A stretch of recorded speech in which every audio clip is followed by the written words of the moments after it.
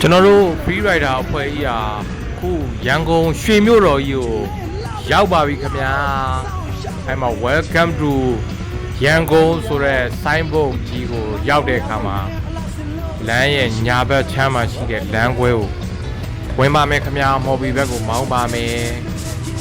မော်ဘီမရောက်ခင်ကြားမှာမိတ်ဆွေတယောက်နဲ့သို့ဖို့ချိန်ထားတာဖြစ်တဲ့အတွက်အဲ့မှာတပိတ်ဆိုင်ထိုင်ပြီးနားပါမယ်ခင်ဗျာကျွန်တော်တို့ဖွဲ့ရအခုချိန်မှာတော့ရန်ကုန်မြို့ရွှေမြို့တော်ကြီးကိုအန်ရီကင်းဘေးရှင်းစွာနဲ့